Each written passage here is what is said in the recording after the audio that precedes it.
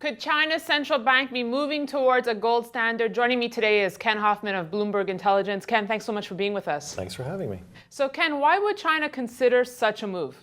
Well, China's got issues right now. They have something called the third plenum, which is sort of the next decade ahead for China. And part of that plan is they want to make the yuan international. The issue they have is they've issued a lot of yuan. They have, if you were to just put on a dollars to dollars basis, how much money China's put out there, they have more money in the world than the US and Europe combined. Now, the reason this doesn't cause a lot of inflation is because the yuan isn't internationalized. You can't freely trade it, and so they really have been able to keep a lid on the value of the yuan.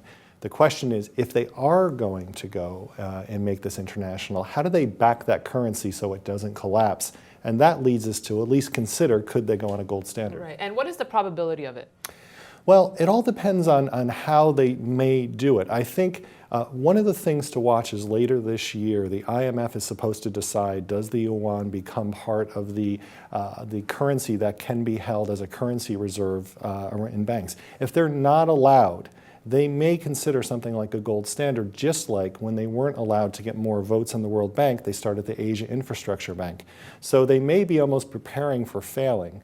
And that telling, because you walk on the street in China and everybody knows about becoming part of the reserve currency. I could walk outside here on Wall Street and nobody here would know what's going on with the reserve currency. It's a big deal for China, and if they're not allowed in, and the US has pretty much a veto vote on letting them in as a currency reserve or not, if the US says, nope, you can't wait in, wait 5 years, the Chinese may turn around and say, we have a currency, we want to float, and guess what?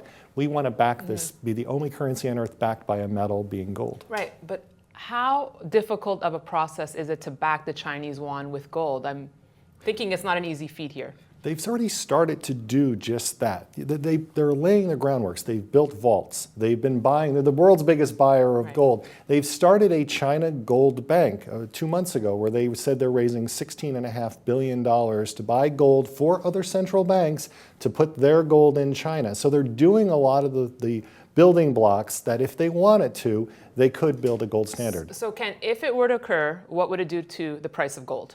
Well, first to be how they would do it. They couldn't back all of their currency with gold. There's just not enough gold in the world to do that.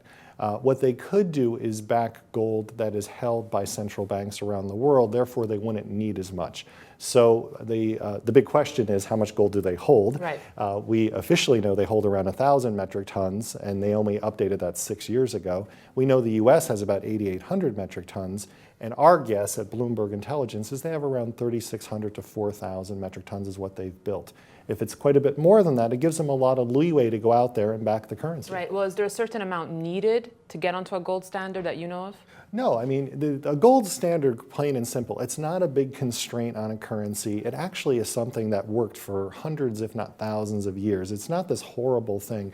You do have flexibility. Why? Because you say, I have this much currency and this much currency is worth an ounce of gold. It doesn't have to be the spot price. It could be any price they fix. And interestingly enough, China's starting their own yuan-based gold fix. So there's a lot of things that they could do to make this work. So Ken, would it be a game changer? And if so, who would it affect most? It would be a game changer. It would make gold very interesting. It would make it a currency again in terms of the way the rest of the world looks at gold. It obviously would have a major impact, particularly if China wanted to grow their currency. They'd have to go out and buy a lot of gold, and they'd be a major buy in the marketplace at all times, and that would be a very bullish factor. So if they did go for it, trust me, we'd be talking about fireworks. Ken, thanks so much for joining us. Thanks for having me, Dan. And thank you for watching Thursday's Gold Report.